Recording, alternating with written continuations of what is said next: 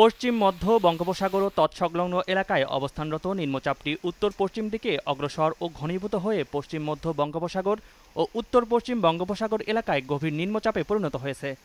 এর প্রভাবে পটুয়াখালীর কুয়াকাটা সংলগ্ন বঙ্গোপসাগর কিছুটা উত্তাল রয়েছে। গত 2 দিন ধরে উপকূলের বিভিন্ন স্থানে থেমে থেমে মাঝারি ধরনের বৃষ্টিপাত হচ্ছে। এতে ভোগান্তিতে পড়েছে সকল শ্রেণীর মানুষ। গভীর নিম্নচাপটি আজ সকাল 6টায় পায়রা সমুদ্র বন্দর থেকে 740 কিলোমিটার দক্ষিণ পশ্চিমে অবস্থান করছিল। গভীর নিম্নচাপের প্রভাবে উত্তর বঙ্গোপসাগর এলাকায় বায়ুচাপের তারতম্যের আধিক্য বিরাজ করছে। উপকূলীয় এলাকা দিয়ে ঝোড়ো হাওয়া বয়ে যাওয়ার শঙ্কা করছে আবহাওয়া অফিস। এজন্য পটুয়াখালীর পায়রা সহ দেশের সমুদ্র বন্দরকে 3 নম্বর সতর্ক সংকেত দেখিয়ে যেতে বলা হয়েছে।